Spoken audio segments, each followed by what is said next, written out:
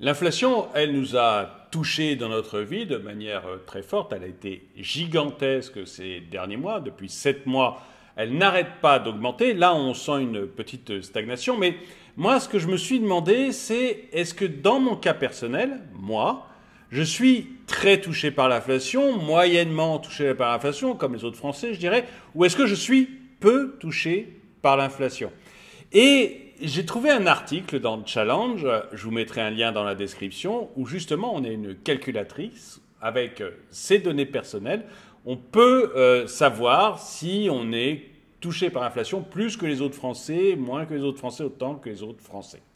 Bonjour, bienvenue dans cette vidéo de DME en direct. Comme toujours, si vous n'êtes pas abonné, je vous suggère de le faire et de cliquer sur la cloche pour être prévenu lorsque je sors une nouvelle vidéo. Et donc maintenant, on va voir ce calculateur qui est fait dans Challenge. Encore une fois, je mets un lien dans la description, vous pourrez aller le voir si vous voulez.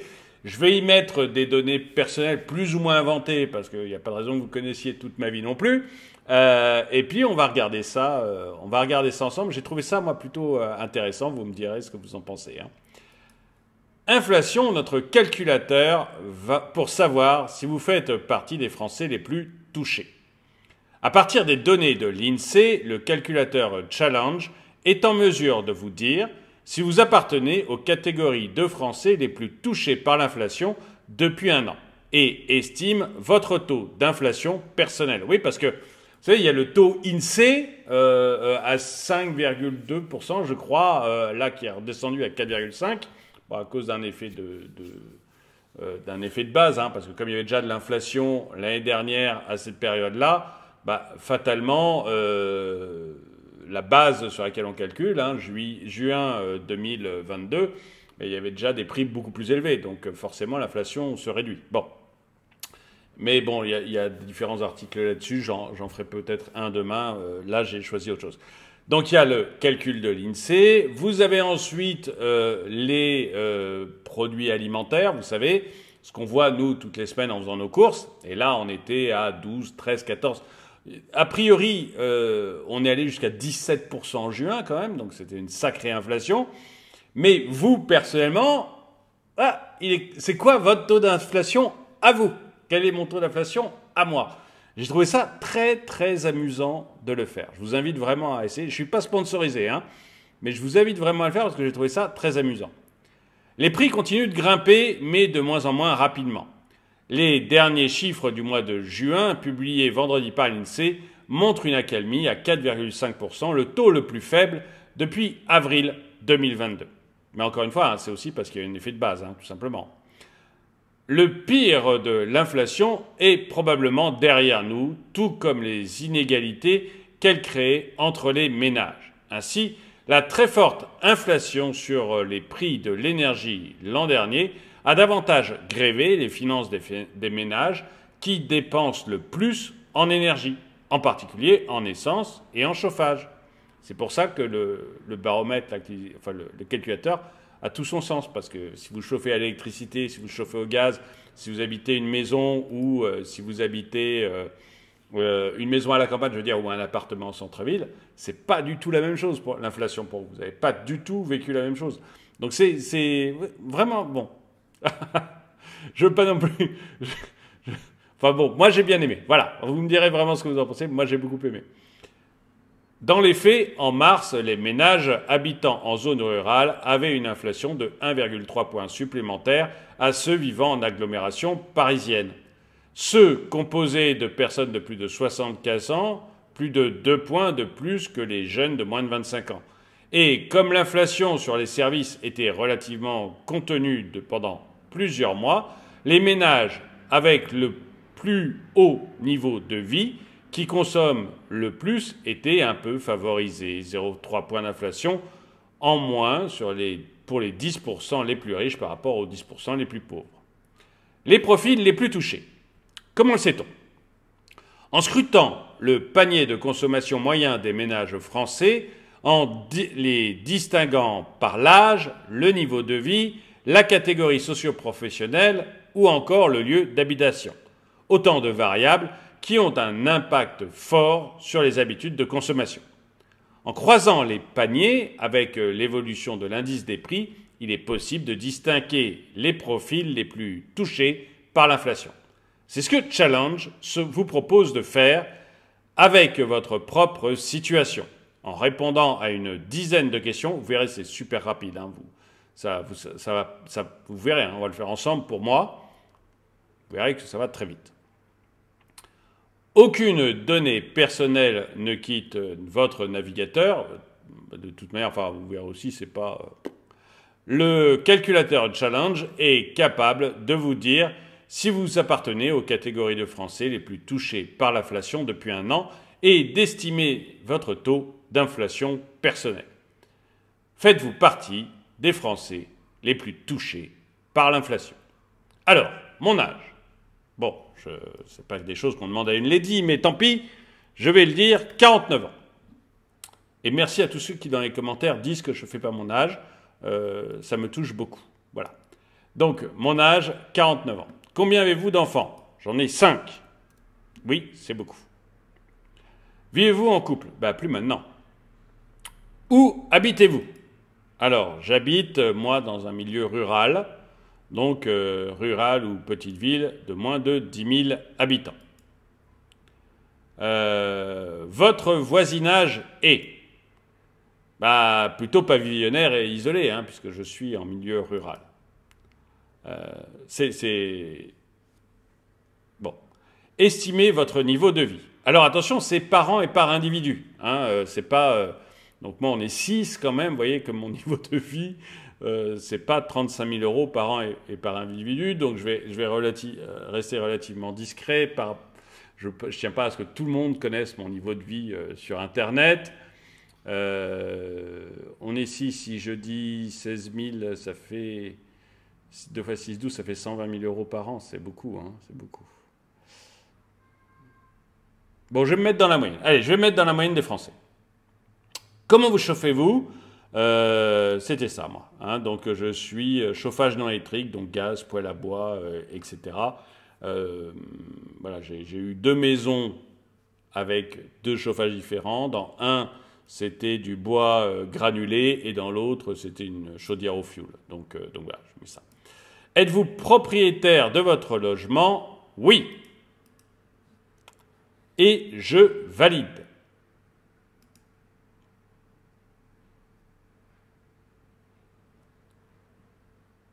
Alors, tac, ça a complètement décalé la lecture, tant pis. Vous faites partie des Français un peu, et Françaises, un peu plus touchés par l'inflation. En effet, j'ai du mal à lire, tant pis. En effet, les personnes avec votre profil ont connu en moyenne une inflation de 21,1%, plus élevée que l'inflation de la population générale sur l'année écoulée. Ouais.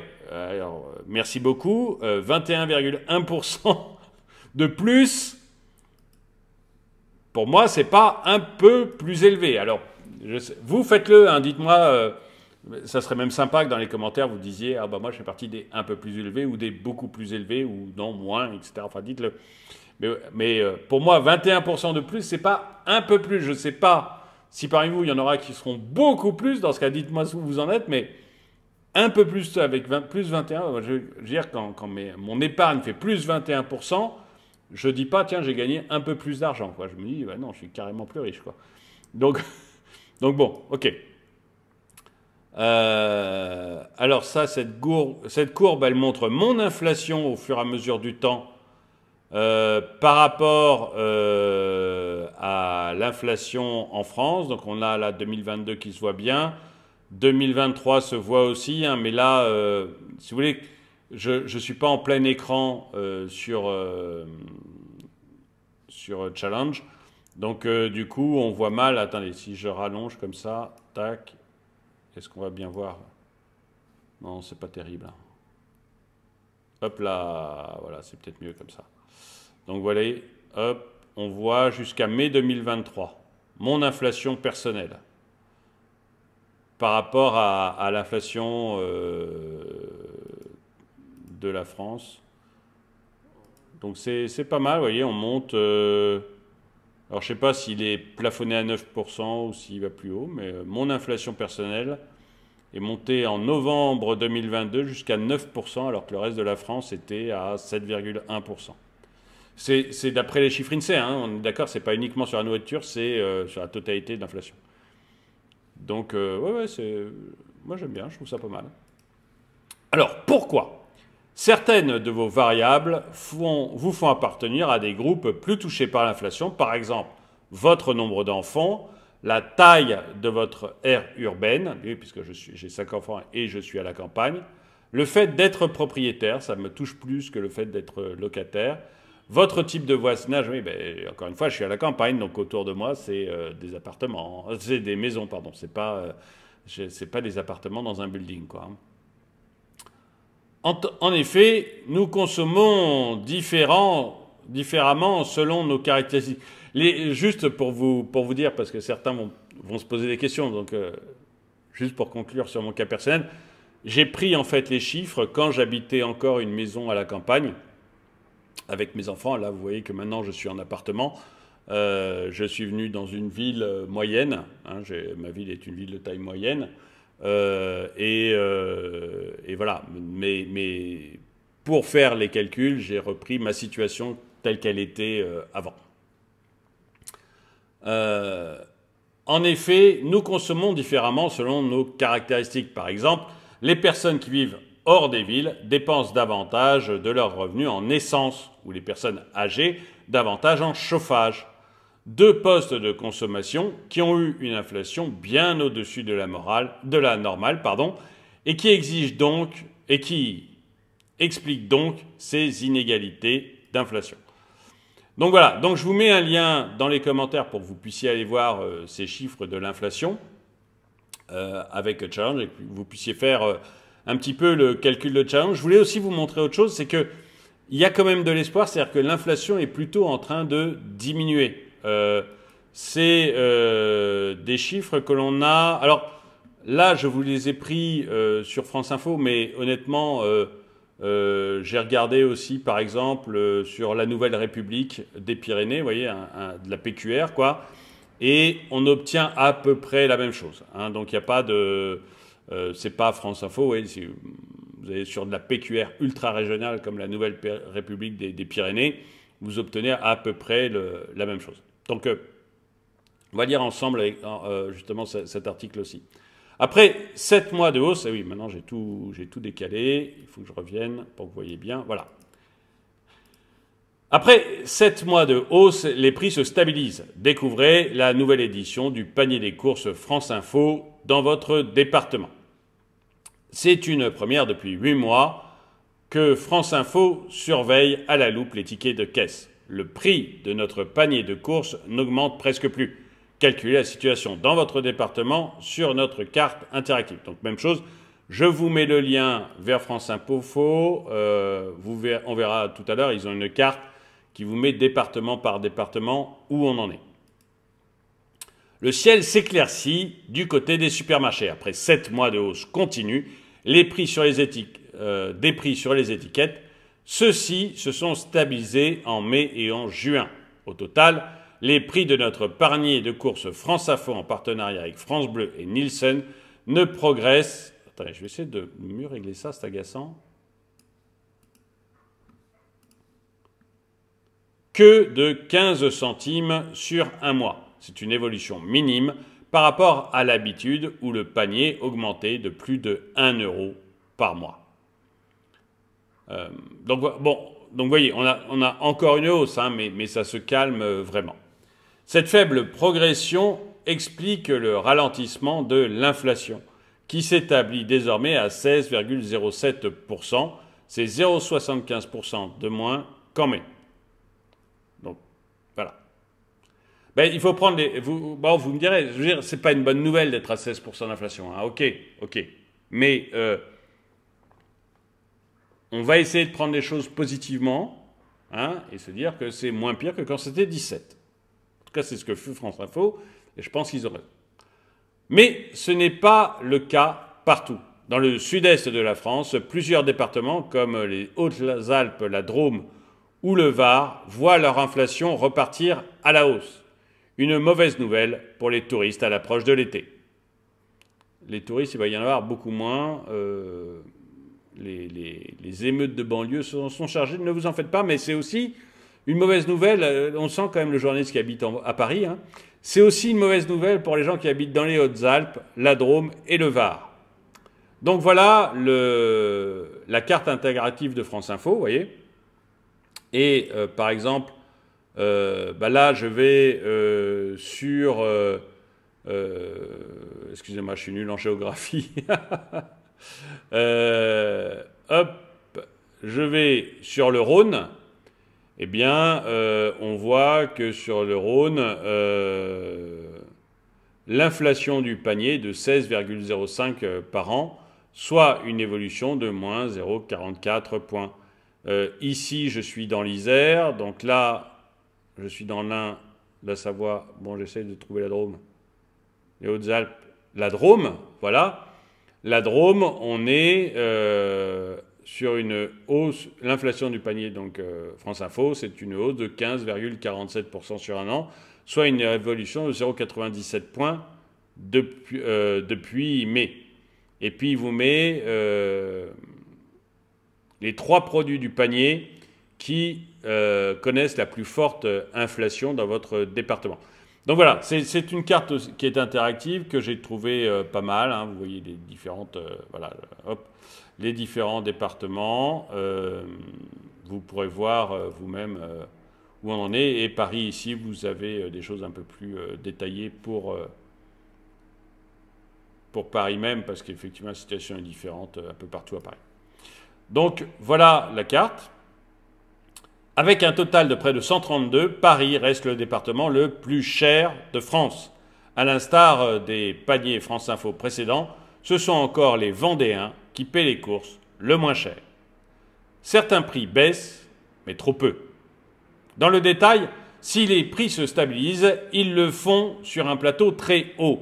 Nos 37 produits du quotidien, alimentaires et d'hygiène, coûte désormais 109,81 € au total. C'est près de 20 € de plus qu'en janvier 2022, avant le début de la crise de l'inflation.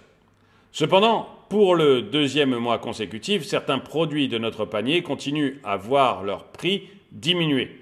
Le paquet de biscuits chocolatés de marque, moins 15 centimes. Le pack de 12 rouleaux de papier toilette premier prix, moins 14 centimes. Le litre d'huile d'olive de marque distributeur, moins 6 centimes, sont parmi les produits qui ont le plus baissé de mai à juin. Mais ces baisses restent très faibles, de l'ordre de quelques centimes. Si l'on regarde sur un temps plus long, pour le pack de papier toilette par exemple, son prix a en réalité bondi de 80 centimes en 18 mois. Donc on a une très grosse hausse sur 18 mois. Il y a donc des baisses incontestables dans les régions. Elles sont pour l'instant très largement insuffisantes pour compenser les hausses de prix que l'on connaît depuis plus d'un an et demi. Les prix moyens des produits du panier France Info. Donc voilà, là vous avez les différents produits d'épicerie. Donc vous choisissez... Vous voyez, vous prenez les prix moyens de l'épicerie salée, sucrée. Le lien est dans la description, si vous voulez aller voir.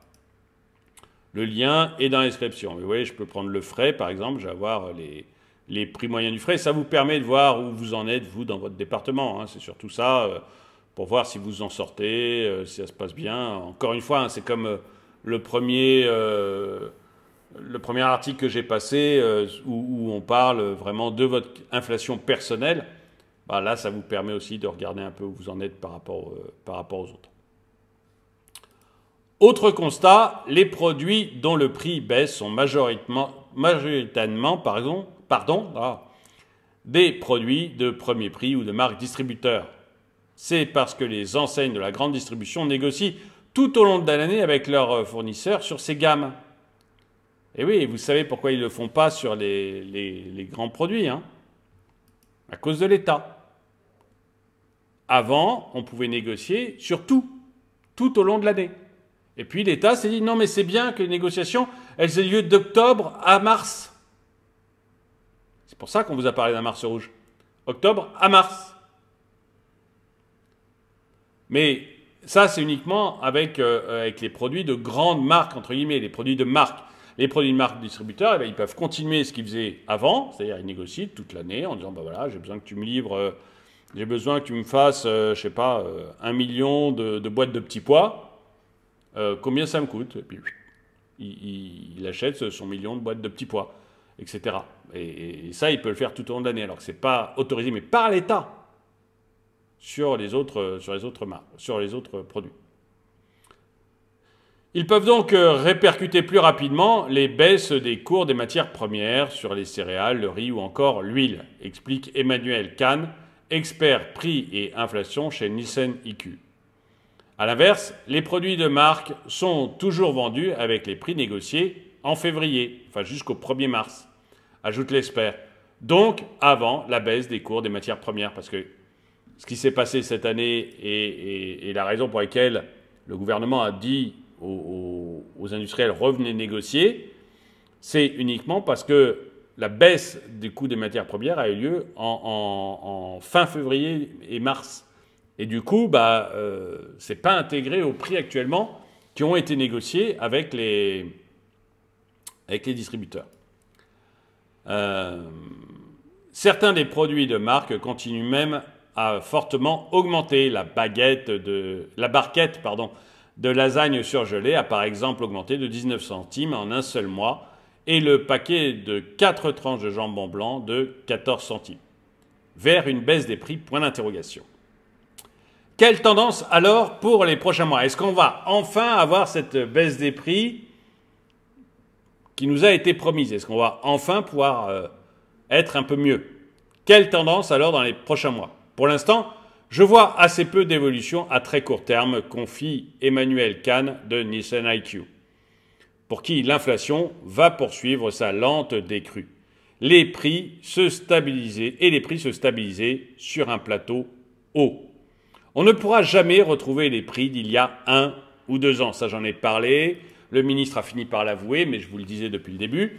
On va connaître un pic d'inflation fin juin, je vous disais. On y est, ça y est. Mais je vous le disais depuis janvier, c'est pour ceux qui ont de la mémoire. On y est, ça y est. Pic d'inflation fin juin, c'est ce qui était prévu. Et puis après, l'inflation va continuer à exister, donc les prix vont continuer à augmenter, mais beaucoup plus lentement. Et on va se retrouver avec un plateau haut, ce que la personne là appelle un plateau haut. C'est tout à fait juste et c'est tout à fait normal et c'est tout à fait ce qui était prévu. On ne pourra jamais retrouver des prix, ça oui, même Bruno Le Maire a fini par l'avouer. Même si les matières premières fluctuent à la baisse, d'autres composantes rentrent dans la détermination du prix. Les salaires qui ont augmenté, mais aussi les emballages par exemple et les contrats d'énergie qui sont anciens. Tous ces facteurs ne repartiront pas à la baisse. Une baisse significative des prix en rayon ne se produira donc que si les industriels et les distributeurs rouvent et concluent de nouvelles négociations. Vous allez trouver des baisses actuellement, parce qu'il y a des distributeurs qui se sont engagés vis-à-vis du ministre à baisser les prix. Mais ça va être des opérations permanentes. Au contraire, des opérations de promotion temporaire. C'est-à-dire que vous avez ou Intermarché ou Carrefour qui vont vous proposer une promotion sur tel produit. La barquette de lasagne, par exemple, j'en ai aucune idée, mais la barquette de lasagne. Et donc vous allez avoir la barquette de la lasagne dont le prix va baisser. Et vous allez avoir l'impression que c'est général et continu. Non, ça va être juste quelques promos temporaires. Globalement, vous n'aurez pas, pour l'instant, de baisse de prix. Vous allez avoir une stabilisation. Et en fait, les baisses sont temporaires pour que le ministre ne soit pas ridicule, mais c'est des promos. Voilà, ça s'appellera probablement pas promo, mais c'est des promos. Une baisse significative des prix en rayon ne se produira donc que si les industriels et les distributeurs rouvent et concluent de nouvelles négociations. Une perspective qui semble s'éloigner. J'en avais parlé, ça, sur France Info la semaine dernière. Michel-Édouard Leclerc, président du comité stratégique des centres Leclerc, indiquait que les industriels ne se précipitent pas pour renégocier les prix. Un constat similaire était dressé début juin par le PDG de Système U, Dominique Schelcher. J'espère que je prononce bien. Sans ces négociations, Nielsen EQ estime que les prix vont finir par redescendre, mais très doucement, centime par centime. En fait, je ne suis pas sûr que les prix redescendent. Encore une fois, l'inflation, c'est une augmentation des prix. Donc, ça va être, vous allez être sur un pic haut, ça va continuer à augmenter doucement. Voilà, très doucement. Alors, soit ça baissera centime par centime sur certains produits, ça augmentera centime par centime sur d'autres produits, mais au global, je pense qu'on va avoir une augmentation qui sera douce, beaucoup plus douce, ça va être beaucoup moins rigoureux pour vous, beaucoup moins rigoureux pour nous, et ça, c'est quand même le bon côté des choses, il faut le souligner, mais vous attendez pas, vous allez voir des promotions, vous allez vous dire, c'est bon, c'est gagné, non, n'y croyez pas, c'est temporaire, profitez au maximum des promotions, mais sachez que ce n'est pas du définitif. Voilà. En tout cas, dites-moi dans les commentaires donc, si vous avez fait le test sur Challenge, où vous en êtes. Dites-moi si vous avez regardé les différentes courbes, là, si dans votre département c'est plus cher, moins cher que les courbes France Info. En tout cas, merci d'avoir regardé cette vidéo. Mettez-lui un pouce vers le haut, commentez-la, partagez-la. Merci à tous ceux qui soutiennent la chaîne et moi je vous dis à très bientôt.